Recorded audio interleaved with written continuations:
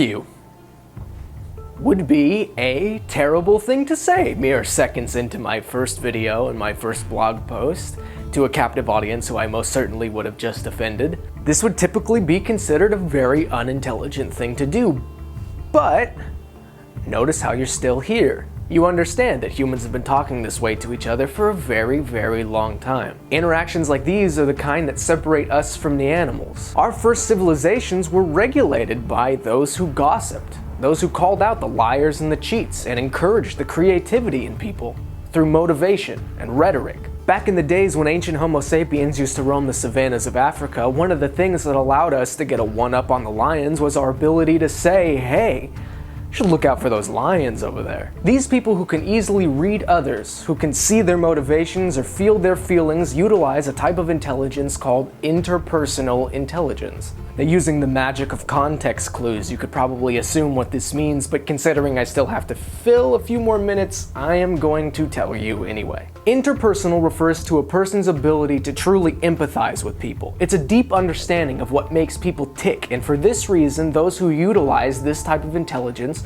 are usually considered to be extroverted. They're typically street smart, and they have a lot of friends. They're auditory learners as students and thrive on interaction. They're the weirdos who sit down next to you on the bus and pull you out of your game of Angry Birds to start a conversation. And at the end of talking to them, you're glad that they did. As professionals, these individuals are typically drawn to leadership roles due to their natural ability to rally people to a single cause. Now, humans can maintain about 150 relationships, and collectives with more than this number of people usually break down. This was especially so in ancient Homo sapien societies when we were first developing the ability to communicate. This is because we naturally fear what we don't know, and any person outside of our 100-some-odd relationships is considered a stranger who we don't want to work with. This is the same reason why mom and pop stores often have an identity crisis when they reach more than about 100 people. At this level, the dynamics of interaction itself change for those who can't inherently make a connection with strangers. The only reason that as a race we developed from villages to metropolises is because of those few individuals that are able to rally thousands behind one cause or purpose. This is where we get the governments, organizations, and religions of modern society from. Thousands of otherwise uncaring strangers, all aligned by a few individuals that are able to make them see one cause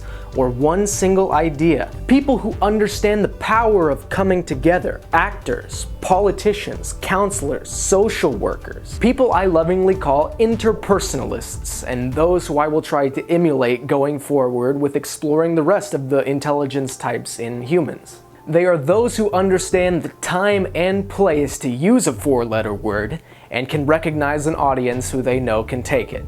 They are interpersonalists, and they are type 1 of 9.